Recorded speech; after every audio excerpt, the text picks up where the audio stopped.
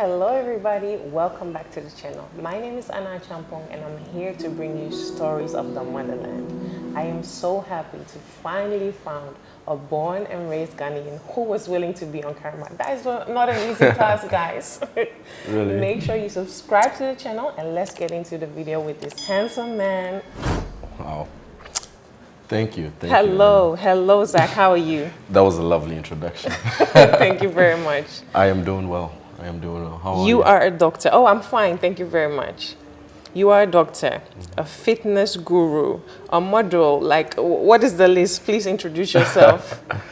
Greetings once again. I am Dr. Zack Rahman, and I am a medical practitioner, physician here in Accra, Ghana. Currently, one of the physicians here at the American Rejuvenation Clinic, and I am also a certified fitness professional, start and strength coach, and nutritionist as well. Wow. Yeah, I also engage in other activities that are not perhaps too easy to mention right now. Okay, sure. But yeah. You're all around basically. Yes. Because that's how I find you on Instagram. I wanted to lose weight because of this pandemic. We still haven't lost it, but I looked for health in Ghana. And then you popped up, and I was just looking, I'm like, what the hell does this guy do to his body? Like, you're not only buff, but also very, like, I think your muscles, maybe that's because of the nutrition side. Yes. You better explain. I don't know nothing about being healthy. I just know how to eat. Indeed. So my whole thing has been to optimize the human body in a way where, we can actually enjoy our existence, right? So if you think about it, every single thing that we do is experienced through this human body that we have. And why not take that experience to the next level by improving every aspect of it, and not just improving it, but actually preserving it and keeping it that way. Okay. So through my endeavors, I've been trying to ensure that I am able to stay on top of everything that is going to make me elite in those fields. So as much as possible, I leverage my knowledge of science and the understanding of research to apply all the information that's out there to be able to achieve the results that I do. Indeed. Yeah. We need a guide how to achieve what. Okay, but let's start from the beginning. You are born and raised in Ghana. Yes. Can you explain like how were you raised and what kind of home? Yeah. So I grew up in Accra, Ghana, particularly Medina. Okay. And Medina is very busy. Yeah, it's very busy. So I grew up playing football barefoot in the streets of Medina, and I guess that contributed to my early athletic development. So growing up, I was always a lanky, skinny, but athletic kid, and I also happened to captain one of our local football teams. So that contributed to my early athletic development because, I was playing with the bigger guys, and in the streets, there's no fairness. If you know, you know. Yeah. Street football is lethal, it's ruthless. So I picked up, some football skills. I ended up captaining one of my youth teams. Oh, nice. And then all the way into high school, ended up becoming like a sports prefect of my high school at the time. And it's been a great experience. It's been a great experience growing up there. So many lessons learned. I was the type of kid that would run away the entire weekend. Wow. Yeah. What did your mom or dad do when you got to home? Oh, it was crazy. it was wow, I've been stubborn. I can imagine. So you had all the fun, and then when you got back, were the beatings or the punishment, was it worth your fun? For some reason, at the very moment I was getting punished, I of course it wasn't worth it. But when the time comes again, you would do it. I would do it. Like nothing is stopping me. Okay. Yeah, I'll definitely do it all over again. I guess I just had a love for the game, football, and my small community of my local boys I was playing with. It was interesting. It was a nice experience. Nice. Yeah. So where did you go to high school? Was it also in Ghana? Yeah, it was also in Ghana. St. Peter's Senior High School. In Kwehu in Kwetia, if you know, you know. Yeah, but it seems like people who are either schooled or born in Kwehu do very well in life. Why is that? I don't know. They say the brains are in the mountains. Wow. Okay. So Kwehu is a mountainous region, and the weather is phenomenal. Greenery everywhere. Water is pure. Like I remember in high school, we used to the water we bathed with, did everything with, was a natural spring water. Like it comes out of a rock. Okay, So wow. you just go to the site and the water is flowing. And they had built a little bit of a collection thing to be able to store the water. And it was just beautiful to see the water trickle down and fetch it. You know, carry 2 buckets of water, trek all the way back to the dorm. Yeah, we really you experienced had a nice time. sometimes. Yeah, Okay. it was phenomenal. Yeah, Nice. indeed. And then from there, you moved to So from China, there, yes. okay. Why China? Why China? That's an interesting question. Till this day, I really don't know how it happened, but what I can remember was after high school, most of my friends were getting enrolled into uni. And at the time, I was impatient because I had different options. So it was between the States and a few feasible options here and there. But it was looking like a year-long process, so I had to be home for another whole year. And I also used that time to become a qualified hardware and networking professional. So that's another thing that I'm pretty savvy at as well. Okay. But at the point, I just did not have the patience to wait. And instead, so my mom comes up with this conversation. She had heard about it from someone. And she pitched the idea to me, medicine in China, and I said, why not? But then, if I'm correct, you studied medicine in Mandarin, or is it in English? Okay, so most international Chinese colleges offer 2 programs. There's the English medium, and then there's the Chinese medium. So you can opt for the English medium, which is what I did. I can imagine, Yeah, because but medicine is already so difficult, and doing yeah, that in Mandarin, I don't know how. that's a different level. Yeah. However, we still had to study medical Chinese. Oh wow. Yes, medical Chinese and general Chinese grammar, writing. So that was all inculcated as part of the curriculum. Yeah, so because there comes a point where you actually have to go to the hospital, and you know it helps to know a So little you bit. can speak Mandarin. Gender. Wow. Okay. Yeah, That's so yeah. cool. I learned my Mandarin in the streets. It wasn't in textbooks. Okay. So Yeah. what was it like for a black guy being in China at that time? Oh, it was shocking. It was shocking. I quite remember my first experience. I arrived in the Guangzhou airport, and instantly the first thing that I see is a Chinese elderly gentleman just spitting in the airport. Like, imagine me spitting here right now. Okay. Yeah, so I was taken aback. But why did he spit though? I have no clue. Oh, okay, okay. He just spat in open public. And if you know anyone who has been in China, that's one of the shocking realizations. Not to disparage Chinese people at all, okay? Some of them are yet to get with the terms of civility, some of them. That is generally speaking the elderly population. Okay. Yeah, so okay. it's not uncommon for them to be a little unkempt in public spaces. Okay. So that was one shocker for me. But as a black guy in China, it was nothing short of experiential and phenomenal, because I got to firsthand see what true Chinese culture is like. And that in and of itself was a shocking experience, because you know, you have all these ideas from all these Chinese action movies, and you're expecting that you go and you see people in like Yeah. yeah, but it was far from it. They were dressed just like Westerners, and you know, they were actually very advanced people. So it was interesting to see that. But one thing that was clear to me was their curiosity. Okay, so they were always willing to know. They want to touch your hair, they want to feel your skin, they want to know if you are real. They'll ask you, Oh, do you wow. actually bleed red?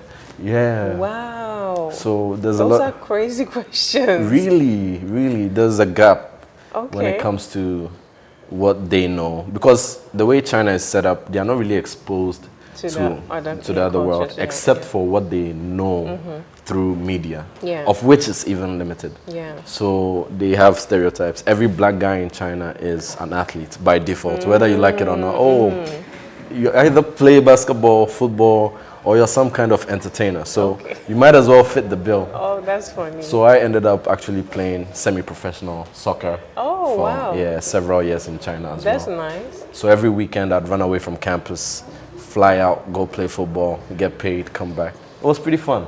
That's good. And that's where my modeling career began as well. Okay, okay. Yeah. So why did you come back from China after you finished? It seems like you had your football and maybe you could have worked in the hospital because of your Mandarin already.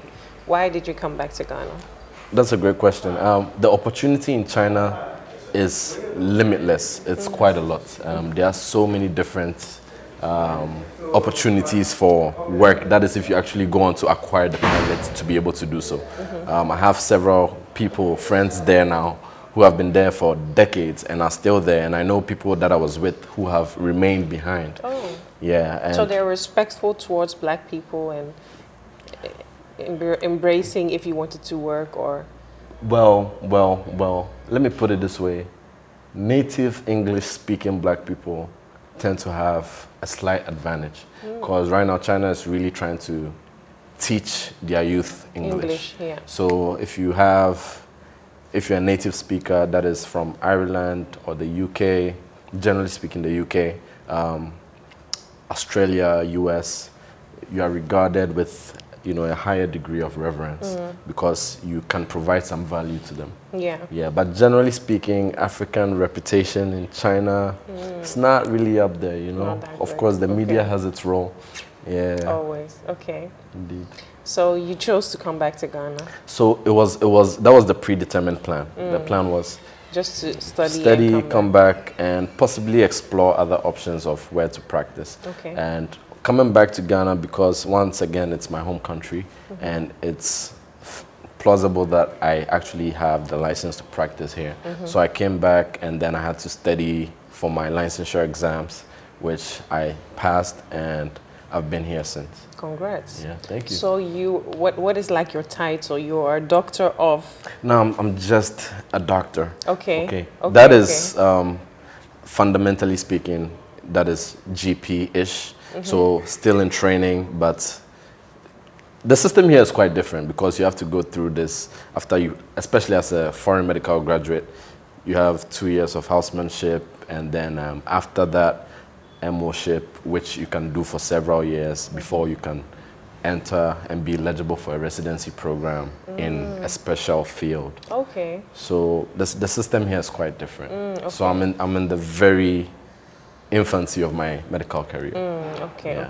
But you're still young, so there's a lot of time. Well, that's the good news. Yeah. So yeah. Okay. Yeah. So what are you doing right now at the American Rejuvenation? I can't pronounce that. The American Rejuvenation Clinic. Yeah. It's a preventative health facility that focuses on revivification. Okay, rejuvenative therapies. We do hormone replacement therapy, testosterone replacement therapy, and we focus on anti-aging interventions that have been clinically proven to be able to augment the quality of human existence. Okay. So that's where our focus is. So for instance, women with menopausal symptoms, experiencing the low libido, hot flashes, vaginal dryness, we're able to put them on therapy so that we can actually get some life out of them, and they come back with remarkable reports. Very nice. And likewise for the males as well, males suffering from low testosterone, loss of drive, energy, their mood is low, everything is just not what it used to be. Erectile dysfunction, we have a specialist on board who is able to also, offer remedies to that. I didn't even know it existed. Okay, very nice. So if you look at yourself in, let's say, 5 to 10 years, where do you see yourself?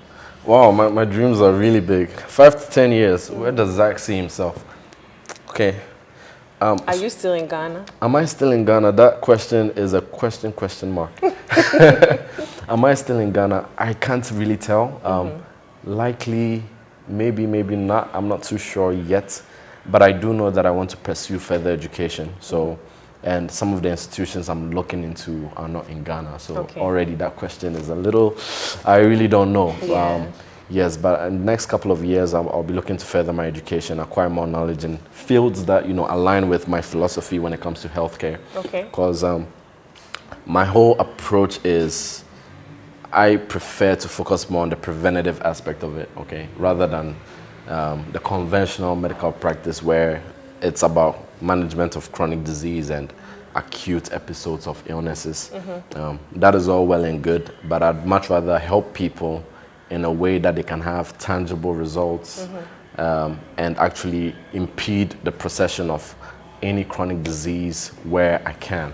So I have to pursue subjects of study that are going to arm me with the knowledge that I need to be able to do that in the lives of my clients and patients. Oh, that's Yeah. very, very nice. Thank So you. do you have any tips? Because I think everybody dealing with the pandemic right now, especially in the Western world, we're not allowed to go to the gym.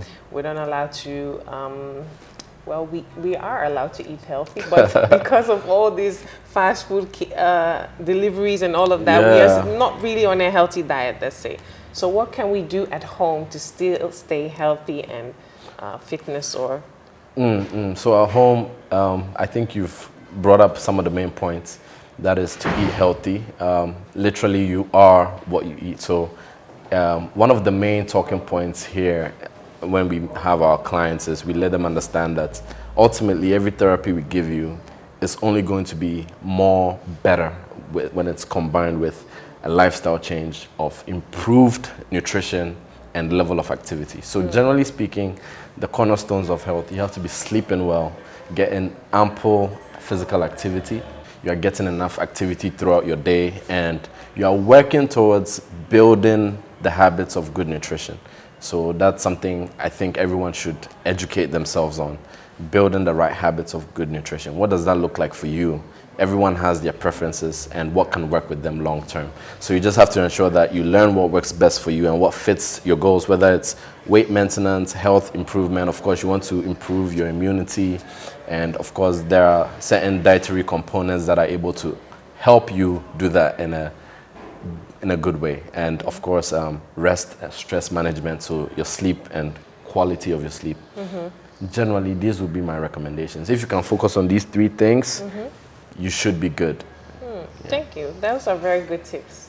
So my last question, I'm sure I'll be getting a lot of responses. What about your personal life? Are you single, looking to be married, ready to mingle? That's a very interesting question. Presently, I am engaged. I mean, not in the actual sense of engagement, but I am seeing someone seriously. Okay. Don't slide in the DM, guys. Unfortunately, not. Nice. So let's say 5 to 10 years, you will invite me to your wedding. Oh, most definitely. Okay. And I was definitely invited. Yeah, Thank you no very doubt much. about it. That's so nice. I wish you all the best. Thank you. And I hope that appreciate we you. can one day visit you in your own clinic. Wow. Because I truly believe that this type of approach to health is what we need. More doctors like you. Thank you. That is encouraging to hear. And in fact, that's my mission. That's my goal. Oh, so I'm very good. happy. Thank you for having us. It's my pleasure. If you made it this far, make sure you subscribe to the channel and we see you in the next one. Bye.